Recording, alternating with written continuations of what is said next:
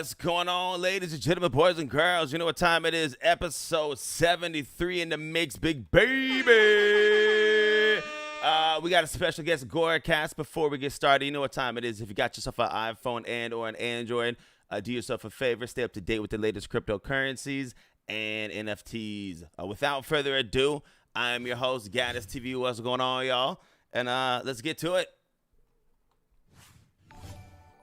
Alrighty, and we are now live and direct. So first off, I want to say thank you for coming on, taking some time out of your evening now, and sharing a little bit about yourself and the project. So first off, thank you.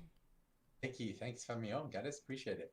100%. A lot of people, I guess, that will be listening in general, probably will know, I guess, a little bit about y'all, the project.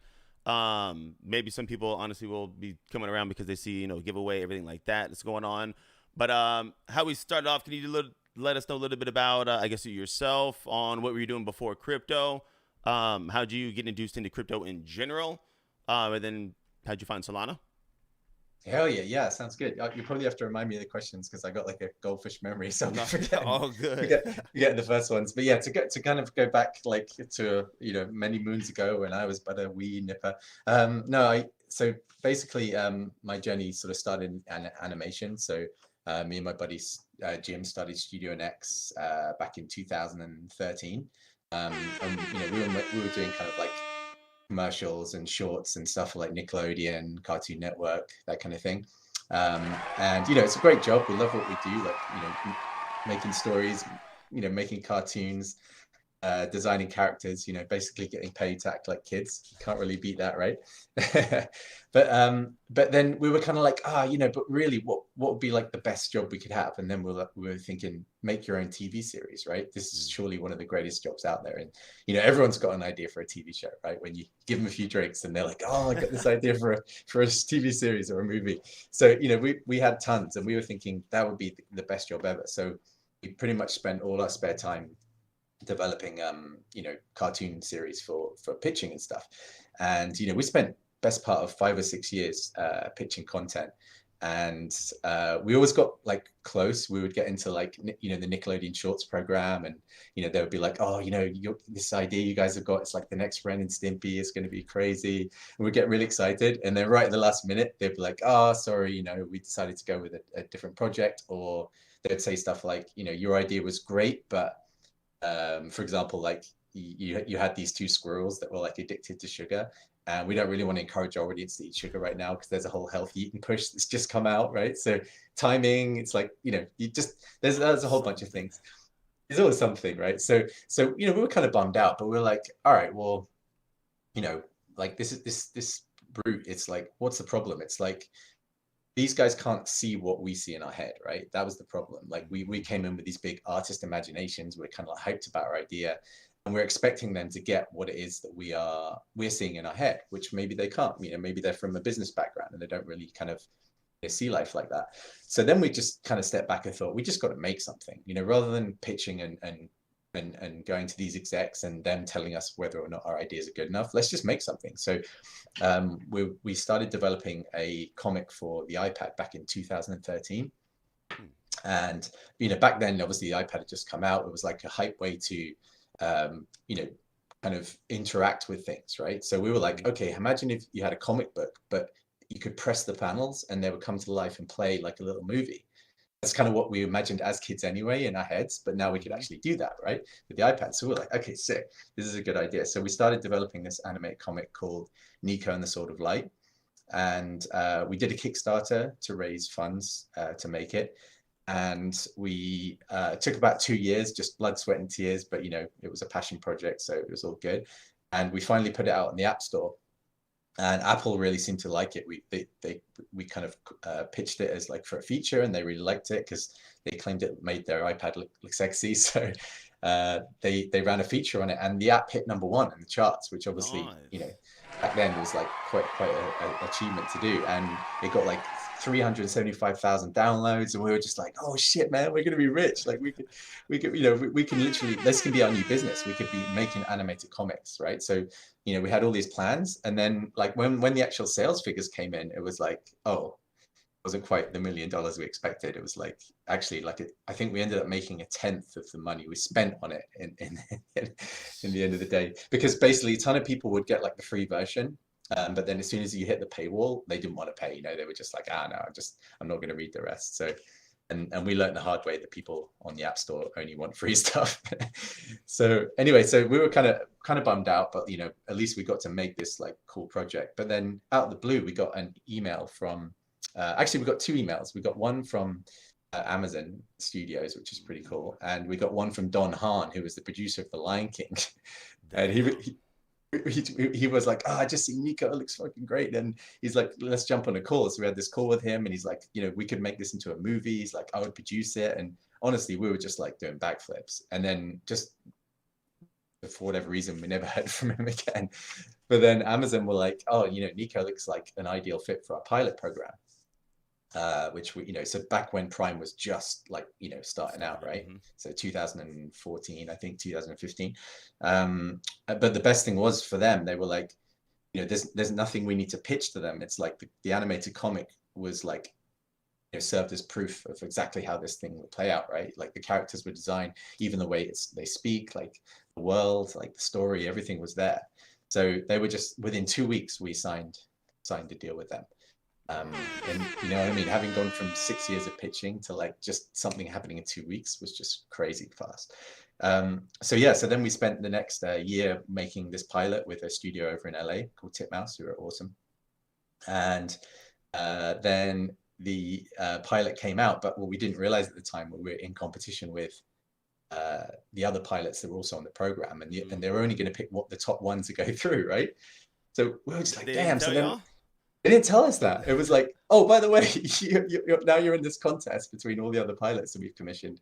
So then we were like rallying our social media fans. We had like a fairly big following, and we were like literally, it's like the NFT community. We were hyping them up, like saying, you guys have got to go on Amazon and vote for this if you want to see it happening.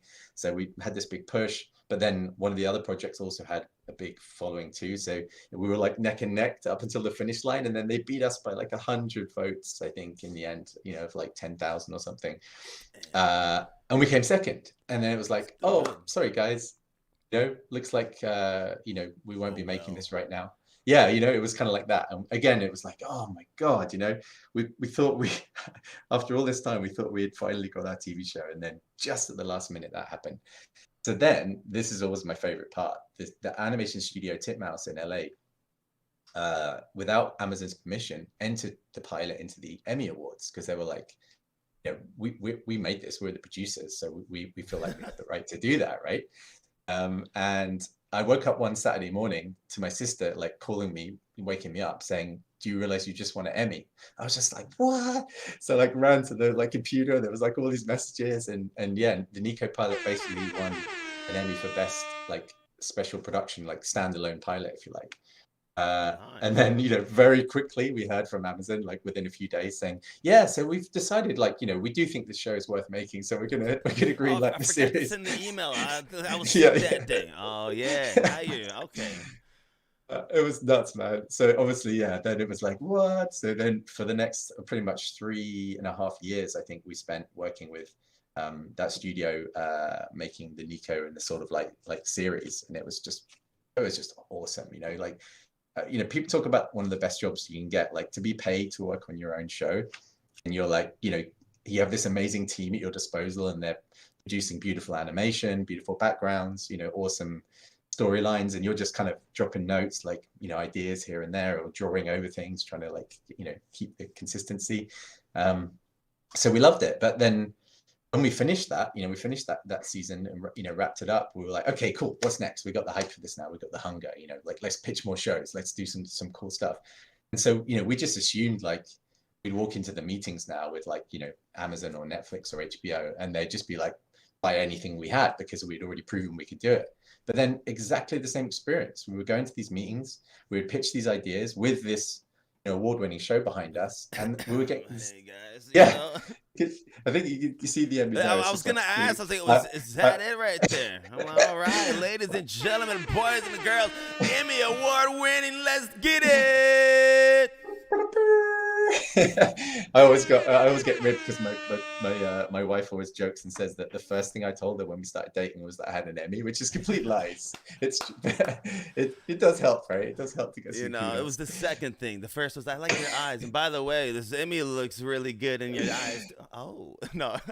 Yeah, she's like, "What? Are we triple dating? Why is it you, me, and an Emmy sitting around the table?" um, Actually, what was I?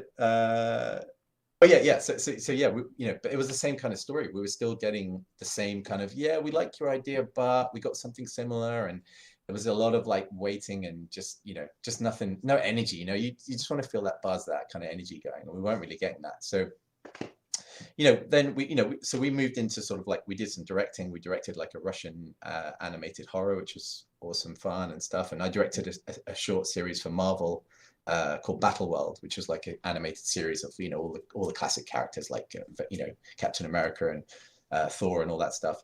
And that was great. But still we were like, we need to get like another series going. We need to kind of like find a way to do that.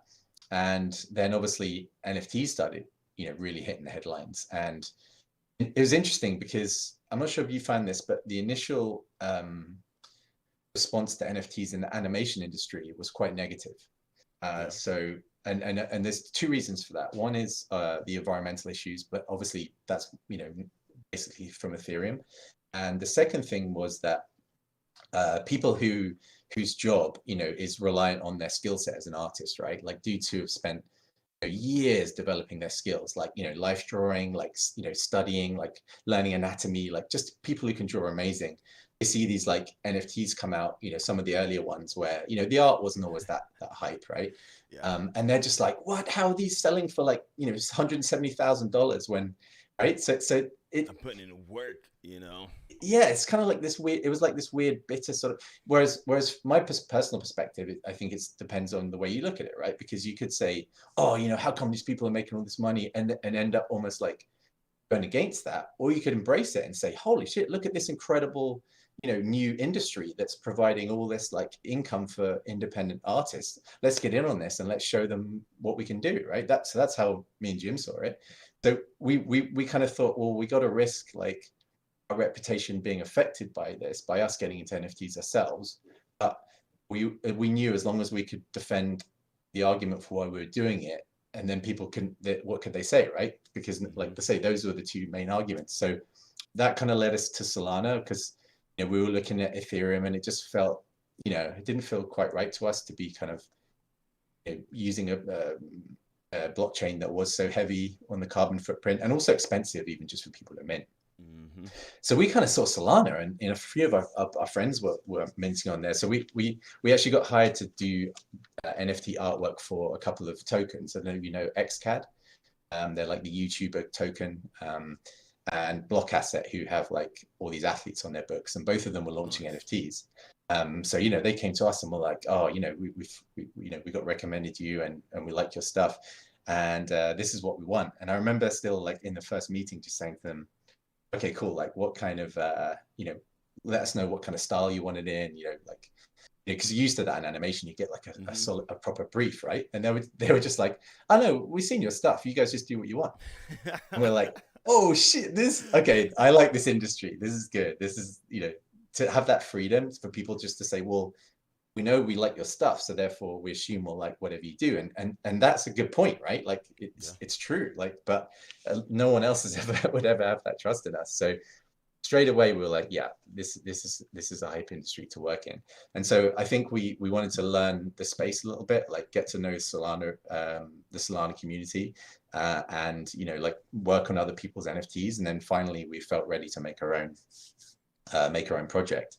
And that's basically where Gore Cats was born. So Gore Cats started off really because I think the hardest thing for anyone starting their own NFT project is, where do you start? Like this, we were like brainstorming ideas. I always forget the guy's name. The guy who supposedly started Bitcoin. He was like called Satoshi. I was going to mess up the name. Yeah, but yeah. Yeah, that's the guy. Yes. So we were like, okay, let's do NFT collection of these Satoshis. Like, so all these like weird little characters that could or could not be him, and then you'd have like you know, like the laser eyes and all this kind of stuff. But then I don't know, it felt a little bit generic. It's like we couldn't really connect a story with that and stuff. So we were trying different ideas, and Jim had posted on Reddit these like Garfield kind of fan art. There's this whole thread called "I'm Sorry, John," which, like, for all the Garfield fans out there, it's kind of like twisted Garfield. You know, like what would happen if he went crazy and ate John, or went, you know, became a demon or something like that. And it went like, the response to it was like crazy. We got like, you know, I never really understand how Reddit works. You get like upvoted, and Yeah. we were like, all of a sudden we're at the top of this big pile, and everyone was like hyped, and we were like, okay, yeah, that's getting that kind of response, that's a good place to start. So Gore Cats was kind of born of this like love of Garfield combined with our love of 80s horror movies. And you know, people say, well, what, you know, why 80s? And I always feel like there was something about 80s horror, you know, like Gremlins, Evil Dead, even like Ghostbusters, right? They're kind of like comedy horrors, and they have this beautiful balance between, you can be scared and you can be really into it, but at the same time, it's always seen in a kind of a funny way, right? It's never taking itself too seriously. Whereas now, like, horror movies are just like, you know, like either super gruesome, like Motel or whatever, you know, where people just are sore, you're just getting like, you know, their bodies just cut into pieces. Oh God, gore going everywhere. Yeah, exactly. Or you have like this extreme psychological kind of horrors, which they're all great. They all serve like a really good purpose, but there's something about that 80s pulpy kind of fun horror that we like. So for us, Gore Cats was that. It was like a Garfield twisted mashup combined with these 80s horrors, just boom, and then you had the Gore Cats. So yeah, that's basically how it all began. And our first collection, we wanted to start small because, you know, we didn't want to bowl into the Solana space with like, okay, we're doing 10,000 NFTs, and, you know, people are like, who, what? Yeah. Who are you guys? But the whole process was interesting for us, because we came in, you know, the main thing we could rock was like, okay, we come from the animation space, you know, we're trying to basically like use NFTs exactly like we did with the iPad. The NFTs were like the vehicle for developing an animated series independently, which is the greatest thing ever, right? If you can do it independent, then that's the way forward.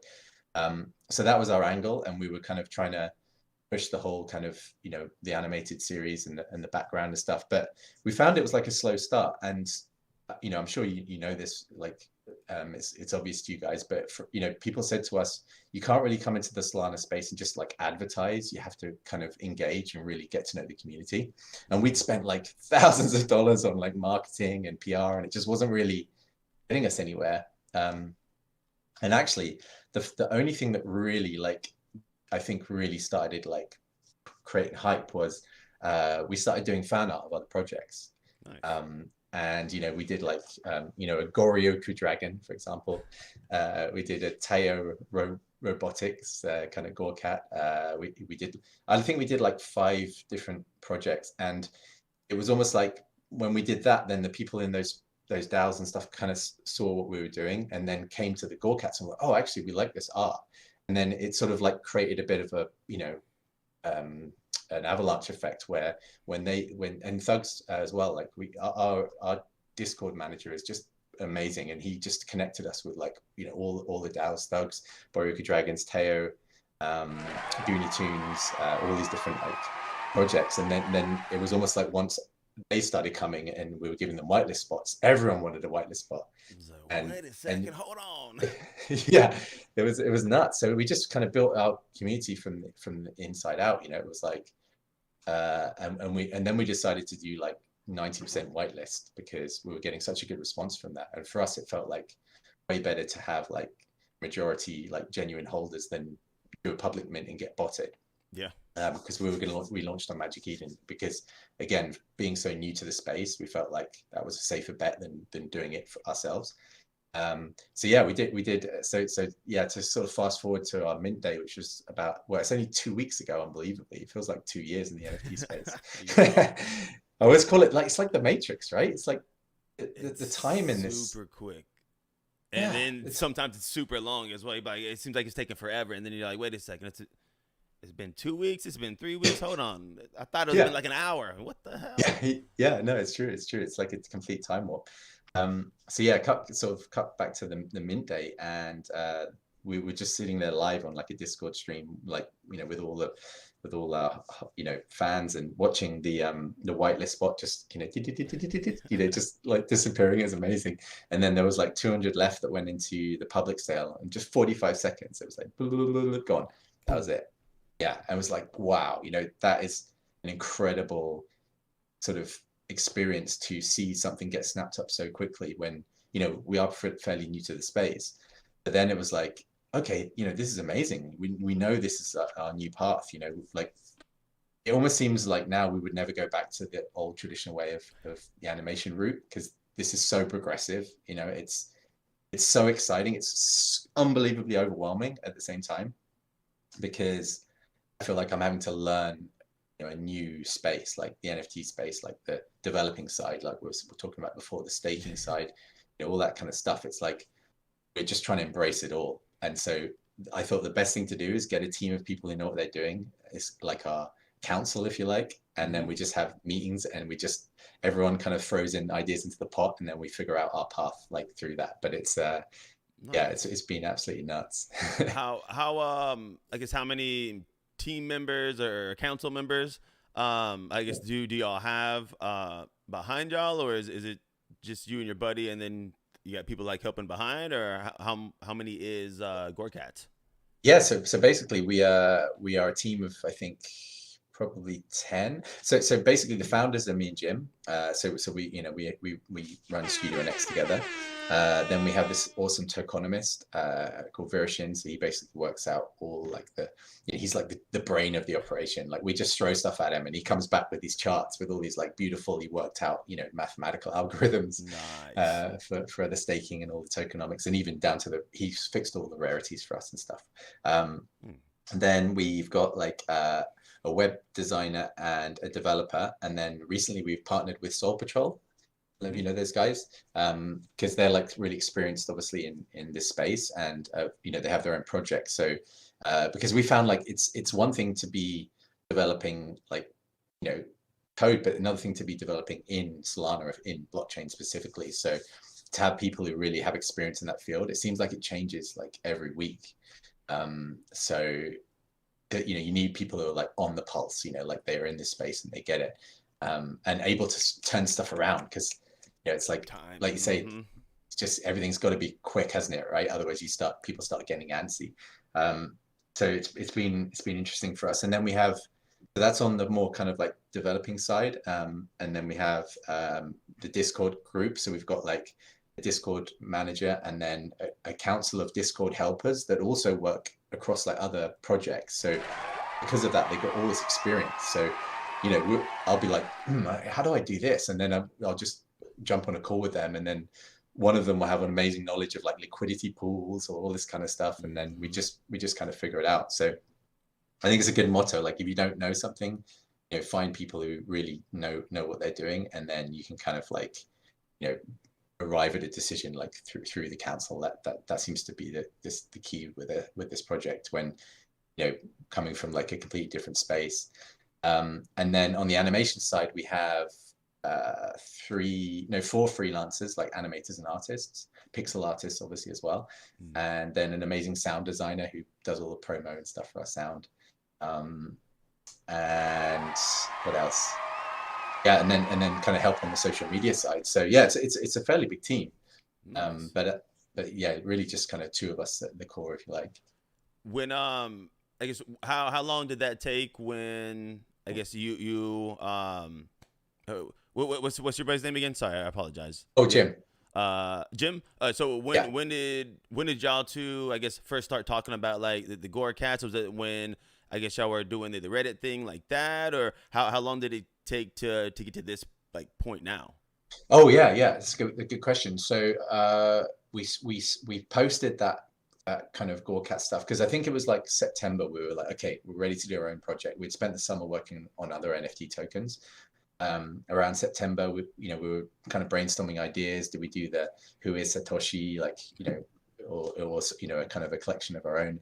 Yeah, kind of nailed down the fact that we were going to do this Gore Cat angle. And then probably October, we started actually making the sets, you know, like the collection. And then we were like way too eager. We kind of bowled in, had a meeting with Magic Eden, and we were originally supposed to mint in December. So it was only 3 months from literally starting to when we were supposed to mint.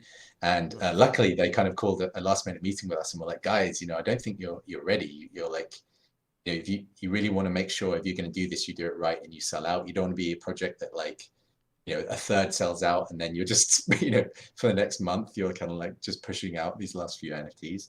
And thank God they did, because it was actually after that point that we then started doing the fan art, and then, like I said, got all the kind of interest from the other DAOs. And it, like, oh man, it made a huge difference. You know, like I say, the mint sold out really fast, and it's a much better position obviously to be in than being like, oh man, why won't anyone buy our NFTs? What's going on? No, I mean, that's cool. Magic Eden at least kind of, I guess, gave you all a heads up and I guess kind of letting you know on that one. For some projects that I guess projects and or people that are listening in general, did you I guess have any like hiccups, mess ups, bumps in the road like on the way there? And if so, how did you get over them? You know what I mean? How? Yeah. Oh man. I guess yeah. There's probably a lot, really. I mean, I think it's down to, you know, anything like where you don't have experience in. When we started Gore Cats, we were thinking, okay, let's set something up that we can kind of like test the market and see if this is like a potential route to animated series. As in not necessarily when we started Gore Cats, but when we first looked at the NFT space.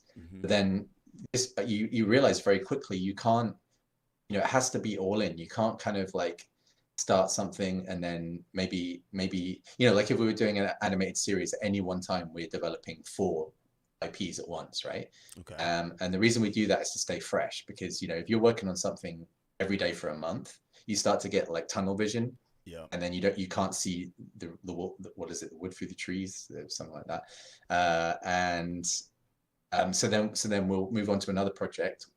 So leave that one completely, work on another project for a month. And when we come back to the first project, you're just instantly like, oh shit, of course this didn't work. You know, we need to change this, this, and this. So that's how we would always run the development side, work on 4 projects at once and kind of develop them up to a point of being ready to go. So I think we were initially thinking with NFTs, we would do something like that, because we, you know, maybe one took off and one didn't. So, but then you were spreading your bets, right? That's just our business model.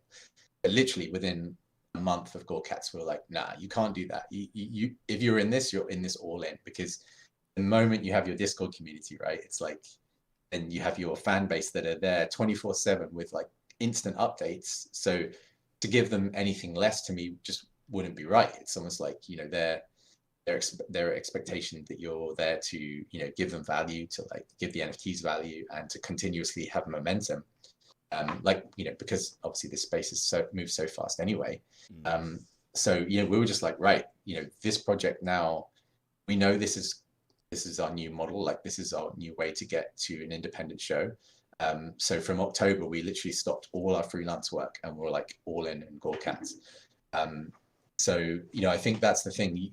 I would say to people who are thinking of starting an NFT project, you know, if you're going to do it, don't see it as like a hobby or something on the side. You have to really plan it and be like all in. And then the second thing I think would be to do with the marketing, you know, like, and it's the same with us, right? Like if you see a kind of a promo looking commercial for a project that looks like it's been written by a bunch of marketing guys, you see through it, right? Like it just doesn't seem legit. Yeah, you know, you feel it in the language, the way it's written. And I think like you know, that was our lesson. We tried to spend money on that approach at the start, thinking we needed to, but it was actually when we started, you know, promoting the project in our language, like, you know, more down to earth, more kind of like, this is from the creators kind of, you know, mouths, this is what we're trying to do. You know, we started doing a lot more podcasts and, you know, things to kind of, and Twitter spaces, all that kind of stuff. And then slowly but surely we found our fan base and built up from there. So I think that's the second thing. If you're going to do this, you've got to do it organically, and you've got to connect with the community. And as soon as we started connecting with other projects like Doggos, and, you know, everyone was so friggin' nice. It was like, that's been the best thing for me about this space, is how nice everyone is. They're just, And I don't know about you, I think it's like reciprocal. It's like, I always have this analogy, you know, when you are driving your car and you pull over and let someone else go by, and Mm-hmm. then either they wave or they don't, right? Yeah. And if they wave at you, you're like, ah, that's awesome. But if they don't, Thanks, you're like, appreciate motherfucker, it. you know, like, Frick you, man. yeah, yeah. So it creates an extreme reaction, right? But if they wave at you, and then so you then feel nice, you then drive on, and then someone lets you go, you're 10 times more likely to wave to them because you're reciprocating the energy, and that builds and builds and builds until everyone's waving at everyone, and you have a real nice community. That's how I Hey, see. hey, hey. That's what I'm Yeah, you know, talking about. Yeah. how good is that? That's how I see Solana, honestly. Like, it's Mm-hmm. just, it's been mind-blowing how nice everyone is. And you know, everyone's super busy, everyone's like, you know, up to their neck in their projects, but they always seem to find time to answer our questions. You know, we just contacted a bunch of people to try to figure out, like, you know, our angle for this, like connect with other projects, and you know, give them whitelist spots to be able to promote Gore Cats, that kind of thing. And you know, it was, no one was ever like, oh, you know, we're too busy, like, you know, come back later kind of thing. It was everyone, even if they would, you know, were like maxed out, they would just, you know, send you a little bit of advice or something like that. But again, like, you got to, you know, connect with them in the first place to get to that point. So I think, like, get yourself out there, get into the community. That was a big one. But in terms of like other mistakes that we made, I think it's really just down to lack of experience. You know, like, we tried to launch way too soon. We didn't really understand the importance of staking because we're a story driven project. We kind of said, well, let's stick to what we know, you know, like, so that basically our original staking model was very simple. Like, you just stake to be in with a chance to win a zombie, which is our next kind of like bonus collection that we're releasing through the Gore Cat brand. And people were hyped about it, but actually when it comes down to it, you know, you might be hyping up half your community who are already planning on being long-term hodlers, but the other half who, you know, which is fair enough, like, they want to flip, they want to, you know, see value in the collection, they wanted to see more utility, more like gamification of the staking model. So then we was like, oh damn, you know, this, we got to go back and rework this, and you know, listen to our community, get the feedback, and kind of like, you know, revamp it in record time, you know. So I think those are the main things. It's like, and then in hindsight, you know, looking at sort of other projects like Boyoka Dragons, how they absolutely nailed that whole process and planned it out meticulously, that they always had something amazing to announce, and then build this momentum that just never seems to have stopped. Yeah. You know, so kind of having someone on the team who has the experience to be like, okay, this is how you should plan out the next 3 months, and these are the things you need to hit to kind of keep that rocket ship flying upwards, basically. Because it's crazy how, like, I always describe this, I don't know about you, I feel like when you're in an NFT project, it's like being in the Millennium Falcon and the ship's falling apart constantly, and you're like, you got Chewbacca in the back, like fixing the engine, you know, you're like switching dials, you're like, you know, get the soldering iron out, you're like fixing stuff, and you're trying to get it into hyperdrive, and it's just powering out, and yeah, that's kind of how it feels. But it's awesome, you know, it's invigorating. Like, I find myself like excited to come to work every day to meet those challenges and enjoy this process, because again, we're independent, and we, you know, our holders are investing in us and allowing us to do our thing. So, you know, you couldn't ask for anything more, really. No, 100%. With people that are listening, and shout out to everyone in chat as well. We got some Yeah, people in chat. If you got some questions, of course y'all can ask away. I'll try and relay the info on here. sounds good. I would say with the animation series, for people that don't have, you know, a Gore Cat, and they're thinking of it, you know, I guess what can people expect? Is it, I guess, a series on like online, on like comic wise, or what is the series going to be? Where is it going to be, I guess, on? You know what I mean? Yes. Yeah, sure. So basically, the idea is that the Gore Cats themselves, like the actual collection, are like the kind of critters, the bad guys, you know, in the movie. If you were to see the Gore Cats movie, I'm not sure how many people have seen Gremlins. Like, I grew up in the 80s, so like it was one of my favorite movies. But if you imagine the Gore Cats kind of like Gremlins, right? And you're buying an NFT of a Gremlin before the movie came out.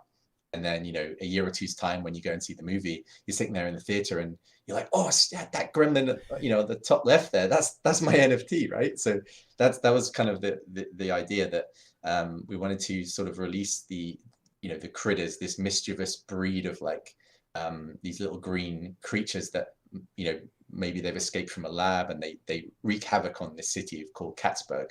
And so that was the kind of foundation. And then in order to tell the kind of backstory and start to develop that side of it, we're releasing a comic called Rise of the Gore Cats.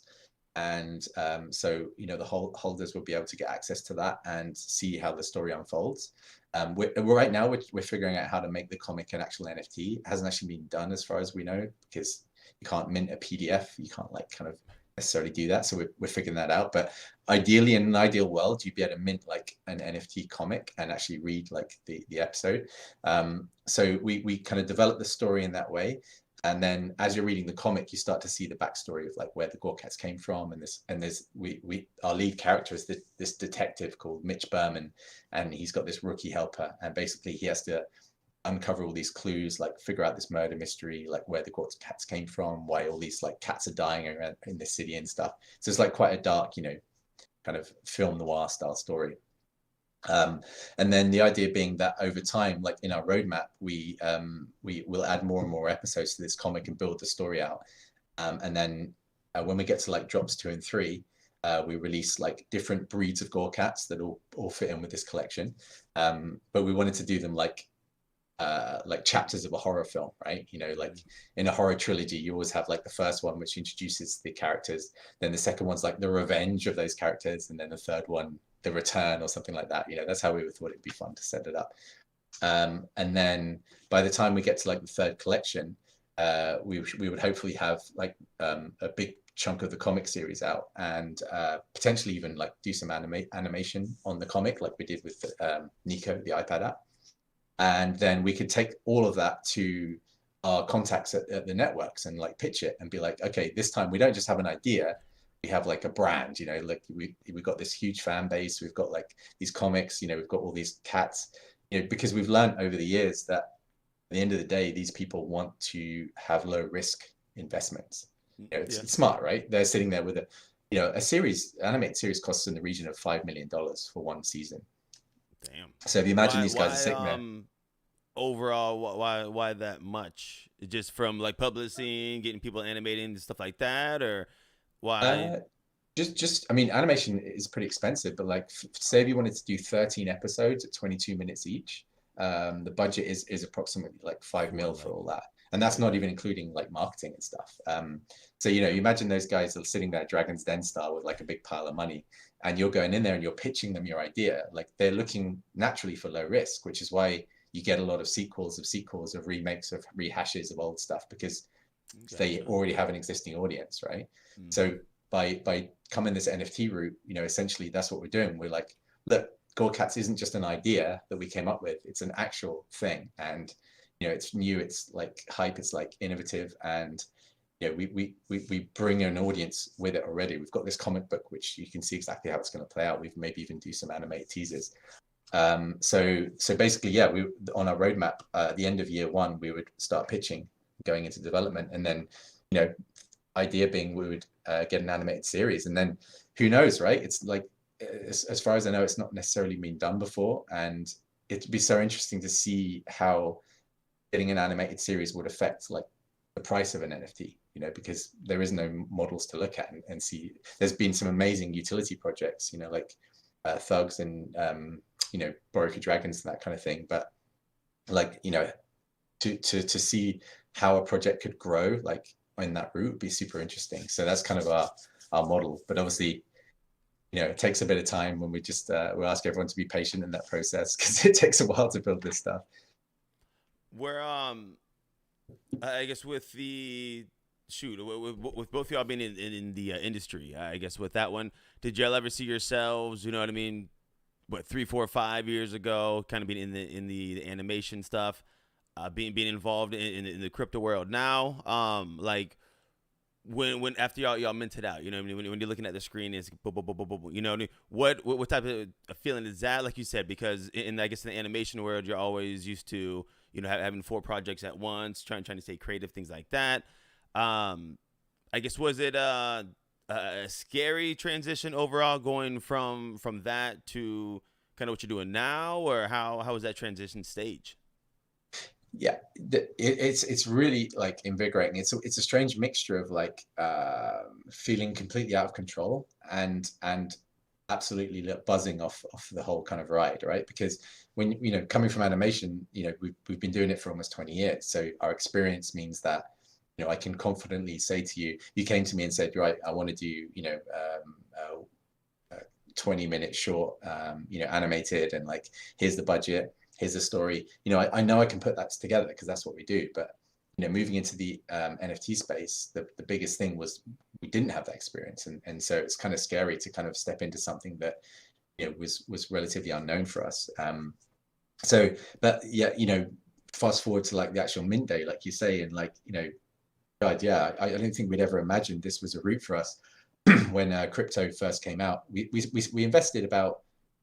started investing like studio sort of assets into crypto about November 2019, I think, 2020. So we were into crypto for a while, but it was only, I think actually we really saw the potential in NFTs when the guys who made that 70s show, they did something called Stoner Cats, an Ethereum project. And the whole business model was you bought a cat, which was a character in the series. It was pretty expensive at the time. I think it was like $800 because it was like a 1 ETH for one NFT. But the idea was that NFT bought you lifetime access to the animated series. So for us, that was pretty cool because they weren't even bothering going to Netflix or Amazon or YouTube. They were going to host the whole series themselves on their own website. So that really got us like hyped and interested in the possibility. But yeah, no, it's just been such a crazy journey, but that I think that's the biggest thing we learned, and the reason why I told that story at the beginning about Nico is that you can never predict how that path would play out. We set out to make TV shows and kind of gave up and said, let's just make something, and then ironically that ended up getting us a TV show when that wasn't our goal. Right? See, so that, okay, well, we know we can't predict this path, so the best thing to do is like set your intention and then just enjoy the ride and see where it takes you. No, so that's 100%. NFTs in a nutshell for me. No, I like it. I know someone was asking with some of the kind of the comic. I guess whenever y'all do have it, is it just gonna be, I guess, just one language, multiple languages, or? Yeah, good question. I mean, that's the beauty of digital, right? It's like, the first thing comic publishers say when you start talking about like making other languages is like, oh, it costs this much, you'd have to sell this many, blah, blah, blah. So that's immediately solved with a digital comic. You can, you just obviously hire people to do the translation, and then you can push out multiple versions. So yeah, that would obviously be the goal. We probably start off with an English version. And then build out from there. But yeah, as I say, we're still trying to figure out the best way to host that right now, like whether we actually do mint a PDF itself that you can like read on your phone or your computer, or host a comic online and the NFT gives you access. So we're kind of figuring that out right now. Nice. With, I guess, some of the staking stuff, I guess y'all are trying to maybe doing, can you, I guess, speak a little bit on that? What are y'all gonna do on that? Is it just like one, I guess, NFT you can stake, 2 NFTs? Say if someone's getting it and interested, like, I guess, what is y'all's future goal? Yeah, so with the staking, because obviously being a long-term project, we realize we need, like, the staking itself needs to feel like it has long-term value. So that we had a big kind of revamp of our staking system. Like I say, initially the idea was that we would get a chance to win these zombies, but now we've realized we need like a lot more than that. So we've actually set up a Gore token as well. So then basically you stake your Gore Cats, you can start earning your Gore tokens. And then initially the Gore tokens give you access to sort of 3 games. One of them is you can spend your Gore on a multiplier for your Gore Cat, which will then give you like 1.5 or 2.5 times the Gore. So sort of you're building for the long term. If you're thinking, right, I'm going to hold my Gore Cat for like 3 months, therefore it's worth me spending this multiplier to kind of get more Gore to start, using down the road. The second thing is you can do this fun game called Gorify Your Gore Cat. So basically with the Gore Cat collection, there's 1,111, but 666 of them are the common cats, and they're called the Fiendish set, right? And the Fiendish have no actual gore in there. They're all kind of like fun, kind of pop culture, like, groovy little punk cats that, because we wanted to have this sort of rarity where the more gore in your Gore Cat, the rarer they were. So, but then we thought actually because of that, because like 60% of the holders have these non-gory cats, it would be awesome to give them the option to upgrade their cat to a Gore Cat, basically. Nice. So the second game is called Gorify Your Gore Cat. And by spending some of your hard-earned gore, you can either choose like, you know, a bloody upgrade or like a maximum upgrade, you know, like, so a bloody one would be like, you know, we'd add like a bloody eye or like a ripped ear or something like that, or like, you know, knocked out tooth. But for the maximum upgrade, maybe you have like an alien bursting out of the Gore Cat's chest and, you know, blood splattered all over it and stuff. So that way it's cool because people can choose, because, you know, we have had some people say to us, I'm not actually down with the gore that much, you know, maybe they just have an issue with it for like the cute stuff. And so therefore there's something for them as well, which is cool. But then other people are like, oh, I wish I had a gory one, but, you know, I have this. Well, you know, to give them the ability to like upgrade it seemed awesome to us. So, you know, we would upgrade the artwork, upgrade the metadata, and then that would become, you know, a sort of a slightly different category of a slightly rarer as a result. And then the third game, which is the really fun one, is like roll a dice. And so you pay some gore, you roll a dice, and you get like, you know, 6 obviously outcomes. And number 6 would be like win a ticket for a zombie raffle. And then at the end of each week, there's 99 zombies, which you can't buy. The only way you can get them is through this kind of like draw. At the end of each week, we would give out 9 zombies to like the participants in that. And then and if you win a unrevealed kind of like gravestone, like your NFT. And then at the end of the staking phase, all of the zombie NFTs will be revealed. And there's like animated ones, you know, because none of the Gore Cats are actually fully animated. There's some kind of animated backgrounds and stuff. But the zombies, we've got artists working on them right now. They're doing like full animations of them, like, you know, head splitting open or eating brains, all that kind of stuff. So it's really fun. So that's essentially so we've got those 3 gamification options. And then that's obviously just the start, because we'll add more and more utility to this as we go, because we've realized like the staking itself is like a whole. We'd love for people to come to our website and just enjoy the fun of earning gore and finding fun ways to spend it, basically. Nice. I know you probably just answered one of the questions that was just asked. I guess with the games y'all have there, are there going to be more, I guess, games down the road that you can play and earn gore, or I guess for the most part, are you going to stay with those for now? And then, of course, when due time comes, kind of go that way, or?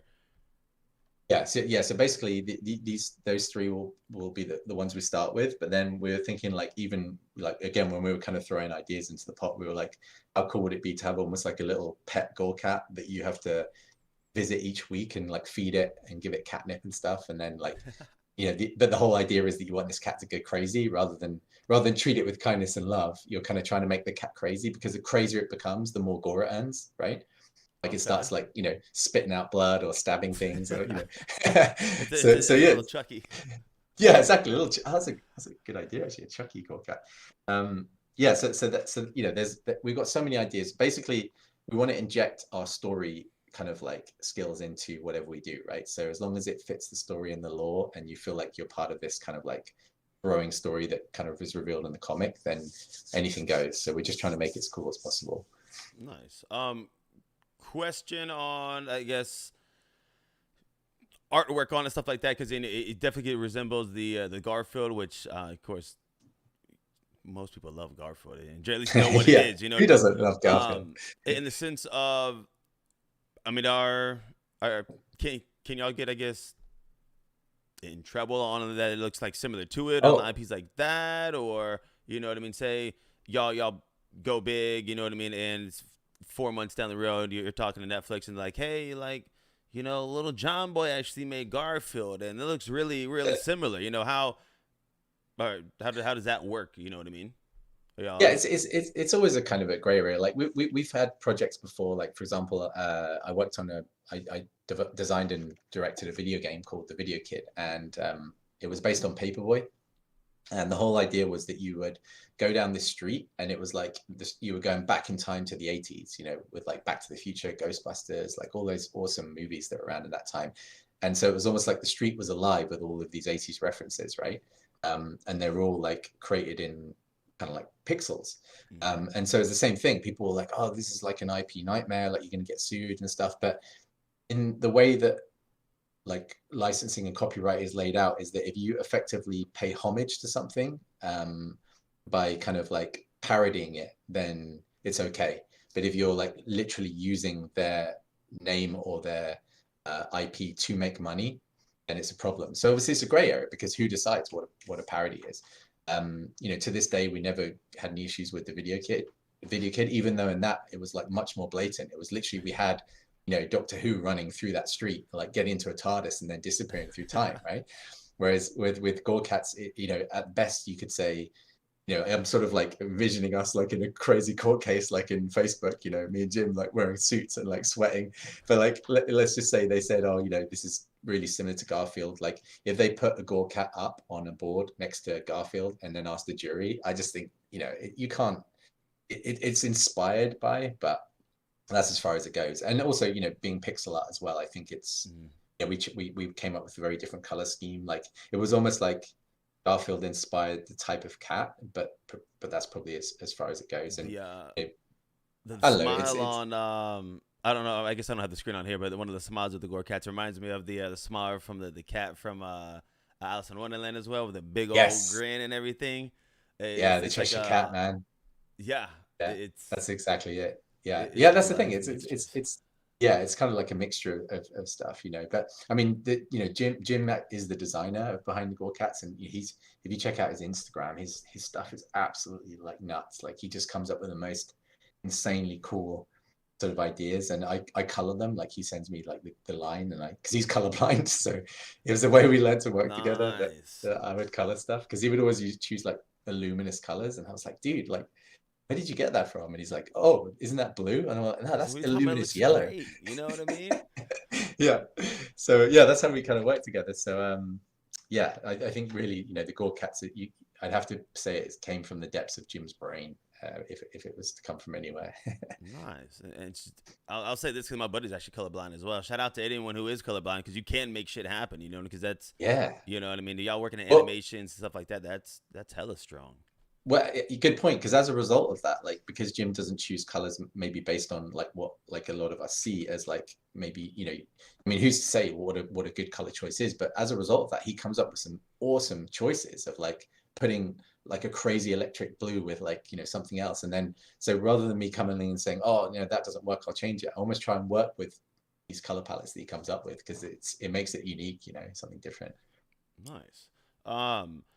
That's a couple questions, because one, I already got you way past the 30-minute marker, so sorry on that. And two, we will be picking someone in general, you know, in chat, you know, for winning a Gore Cat. So hopefully you're following ThugBirdz Pod and Gore Cats on Twitter, because if you're not, we're gonna have to pick again.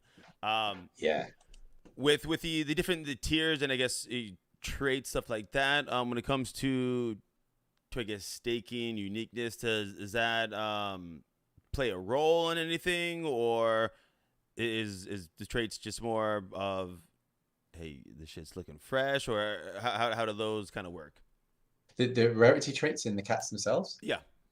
I mean, it's we when we originally started, obviously that was, you know, what a lot of projects were doing. They'd have one sort of base model, right, and then you'd have all the different kind of traits added, and we love that. We've done that with the Gore Cats. You've got like, you know, a little Bitcoin medallion, which is like super rare, or you know, a pair of like red high heel shoes on some of the cats, which is really rare too. Actually, sorry, just give me 2 seconds. My cat's locked in the attic. I'm just gonna let it out. I can hear it scratching in there. You're good. You're good. I promise, it's a real one. Ladies and gentlemen, if you're not already, go ahead and hit the follow on Gore Cats and ThugBirdz Pods. And the cat is, I guess, not out of the bag, but out of the attic. So that's good. The cat is out of the attic. Yeah, she was just sounding like a Gore Cat. She's kind of like wow, and then like scratching at the door.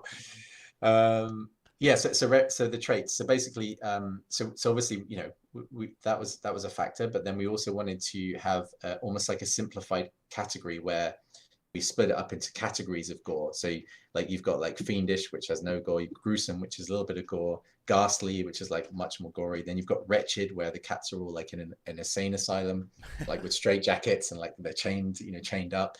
And then you've got like Murderous, which is obviously like kind of homages to horror characters like Jason or V for Vendetta. And then you've got Hellish Cats, which are just like skeleton revealed, like animated fire background, just screaming and, like full on hell.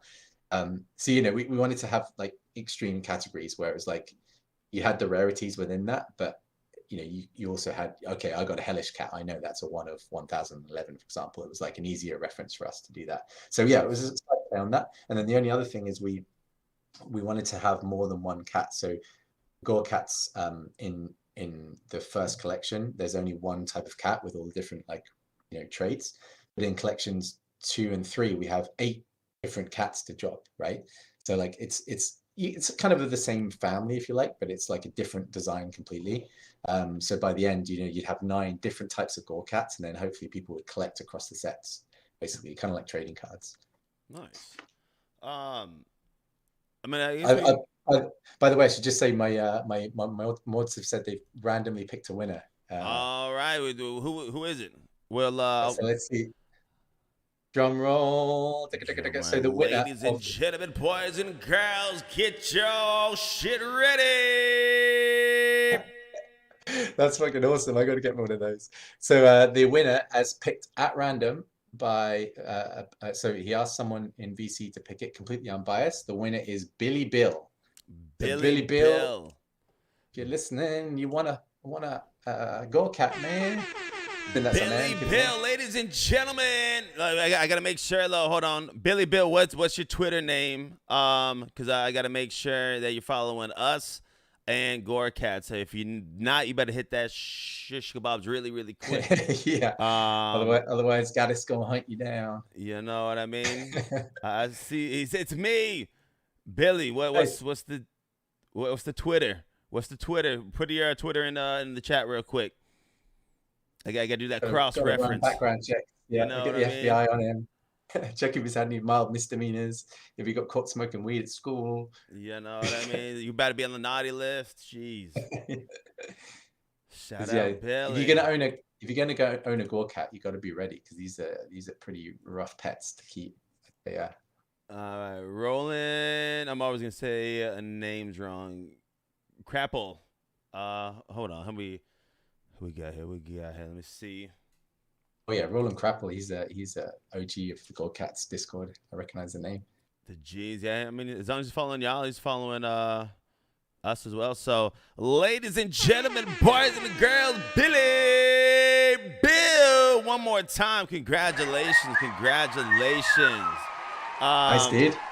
I guess to kind of overall wrap it up. I guess any last concerns, comments, stuff that we haven't really talked about that either want the community to know, or some maybe alpha you can give without, of course, getting in trouble. I guess you can't get fired if you are your boss. But any last comments, anything like that?